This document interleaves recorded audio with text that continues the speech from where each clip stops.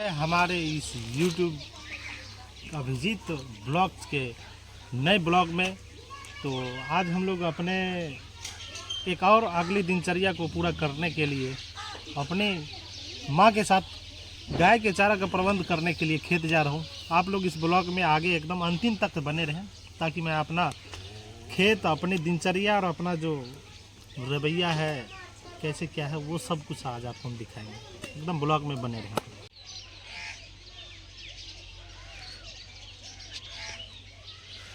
तो मैं आ गया हूँ आपके सामने। हमारे घर में कोई नहीं है, पापा भी नहीं है, माँ चली गई बाहर कोई काम से। इस सामने गाय नज़र आ रहा था, इसके चारा का प्रबंध तो करना पड़ेगा। आज हम चल दिए अपने खेत गौ माता के लिए चारा लाने।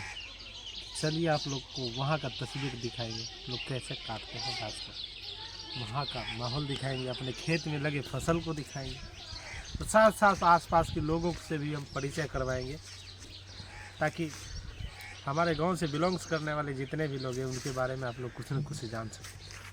चलिए चल, ये हमारी है बड़ी माँ। बड़ी माँ का मतलब है कि हमारी मम्मी जो है, उनकी गोतनी उससे बड़ी है।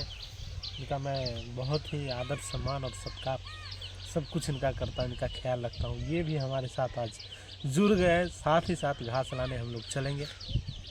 इनसे कुछ जानना चाहेंगे कि अच्छा चाची ये बताइए हमको कि पहले का जो समय था, पहले के समय और अभी के समय में जैसे घास उस फसल उसल में कुछ अंतर लग रहा है आपको? ढेरी अंतर। क्या अंतर है बताइए?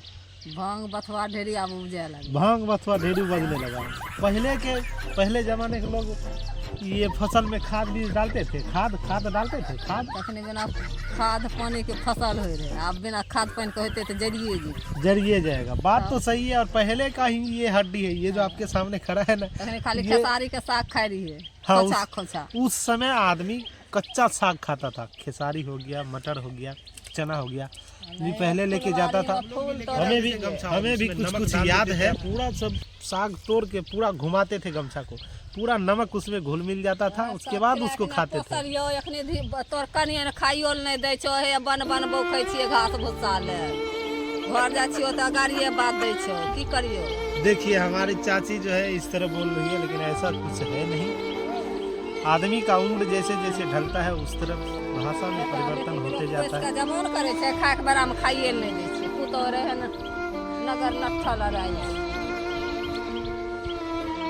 अब क्या बताऊँ, आप लोग बुरा मत मानिएगा, हम लोग भी इस चीज़ को बुरा नहीं मानेंगे। रीज़न है कि जैसे जैसे आदमी पुराना होते जाता है, उम्र होते जाता है, उम्र ढलते जाता है उनका, उस हिसाब से कुछ न कुछ परिवर्तन आपको देखने को मिलेगा। और बहुत कुछ बर्दाश्त करके चलना पड़ता है कि माता पिता का उम्र जैसे जैसे ढलेगा उस तरह से आपको एकदम मैनेज करके चलना पड़ता है। जैसे जैसे उम्र ढलेगा वो जो है कि बच्चे का एक रूप लेता नज़र आता है। जिस तरह हमारे माता पिता हमको जिस तरह पाले हैं, बहुत कुछ बर्दाश्त करके, बहुत कुछ सहन करके, बहुत आदमी का बात सुनकर, बहुत सारा चीज़ का व्यवस्था, मम्मी पापा का ख्याल उम्र के उस पड़ाव पे रखना चाहिए जिस पड़ाव पे हमारी अभी चाची है। उनसे आपको अभी भेंट हम करवाएं, मुलाकात करवाएं उनसे, और उनके द्वारा जो बताया गया शब्द है, जैसे पुराने ज़माने के लोग खेत में खाद तो एकदम नहीं डालते थे।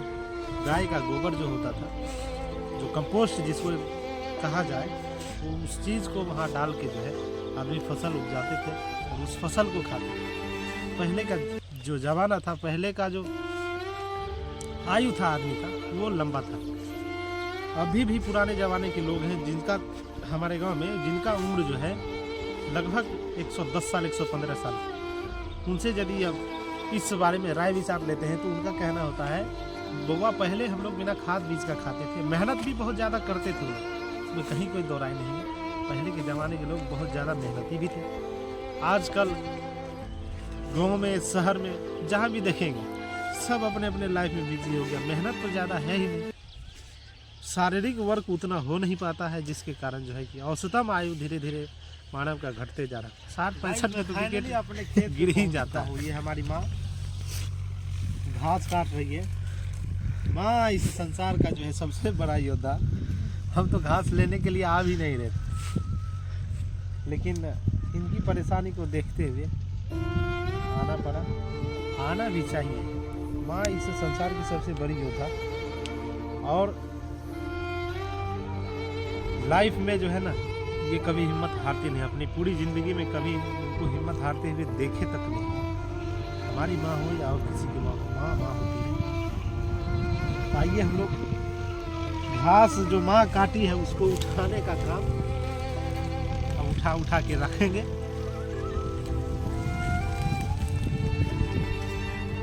देखिए रख दिया। अब इतना घास है। आप लोग अपने भाषा में इस घास को क्या कहते हैं कमेंट में बताइएगा आप लोग। ये क्या है? इस घास को बहुत ही सुंदर सा प्यारा सा एकदम कोमल घास है, बहुत सुंदर घास है।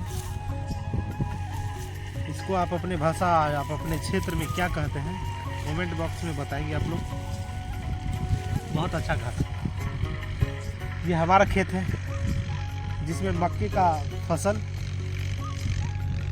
लगा हुआ है, और इसमें एक साथ जो है हम लोग मिश्रित खेती भी कुछ ना कुछ कर लेते हैं।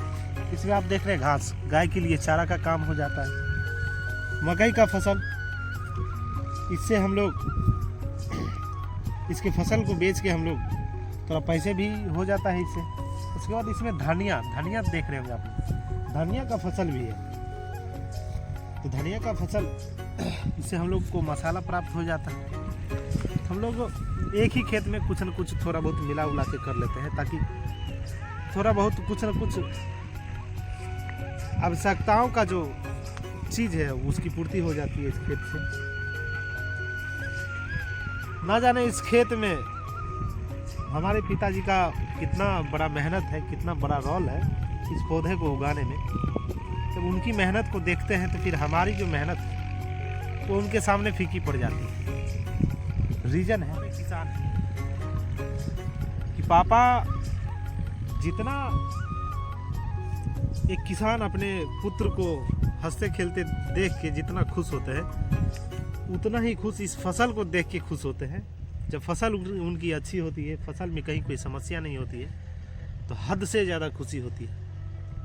किसान हमारी एक तरह से माना जाए तो अर्थव्यवस्था की रीढ़ है। किसान हम इतनी बड़ी जनसंख्या को अन्न उपलब्ध करवाते हैं, वो अपनी मेहनत करते हैं।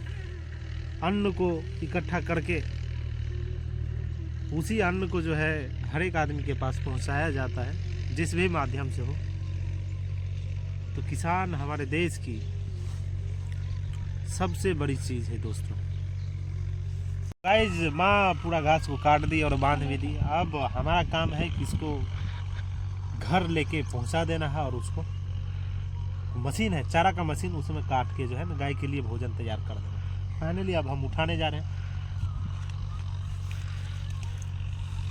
अरे देखो छोटी मोबाइल है। अब मैं उठा लिया।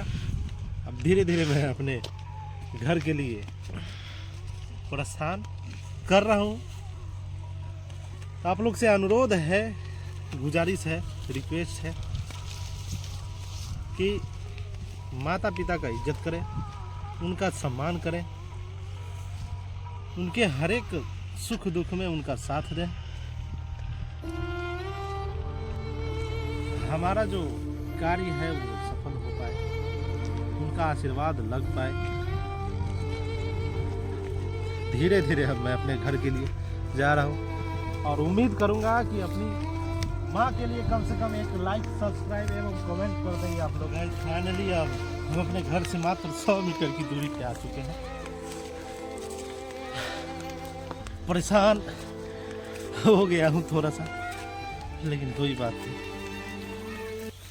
माता पिता की परेशानी तो थोड़ा बहुत हमको उठाना पड़ेगा।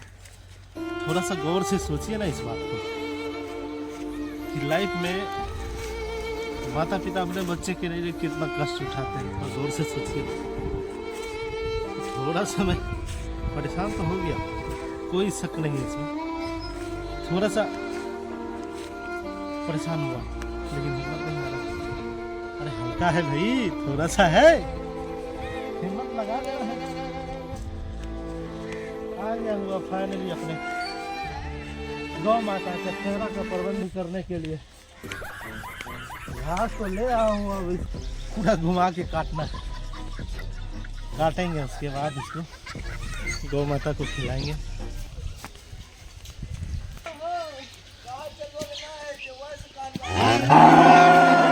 पास आ गया और गौ माता भी देख के इतना खुश है इस घास को। ये भी समझ रही है कि हमारे चारा का प्रबंध हो गया। अब कुछ ही देर में हमें चारा मिलने वाली है। तो गाइस थोड़ा सा मैं खिला देता हूँ। देखिए देखिए कितना प्यार कर रही है, बहुत ज़्यादा प्यार कर रही है। अरे छोड़ो छोड़ो छोड़ो, अरे छोड़ो, हो गया हो गया हो गया हो गया हो गया। अरे तुरंत देते हैं, रखने दो, परेशान हूँ अभी। आ रहा तुरंत आ रहा। अरे रे रे रे रे रे रे मैं गोझा रख के थोड़ा सा खिला रहा हूँ। आप ये शांत हो गए। अब मैं अपने गौ माता को चारा देने जा रहा हूँ। ये बहुत ज़्यादा एग्रेसिव थी, एकदम खुशी से झूम रही थी। घास लेके आ गया, मेरा चारा का प्रबंध आ गया, उसी को खिलाने के लिए।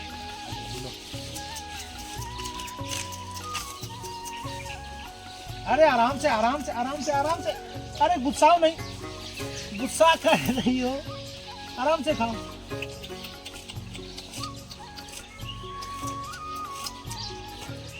जिया तो कितना प्यारी है, बहुत ज्यादा ख्याल इसका रखना पड़ता है, तब जाके इनसे भी कुछ हमको मिल पाता है भाई। आजा लो लो, थोड़ा सा है, ले लो, आजा।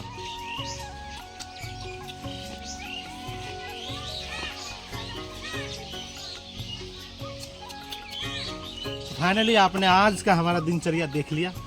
आप लोग से गुजारिश है कि अपने माता पिता की सेवा करें, उनका इज्जत करें, उनका सम्मान करें और उनके हर एक सुख दुख में आप लोग हमेशा तैयार रहे।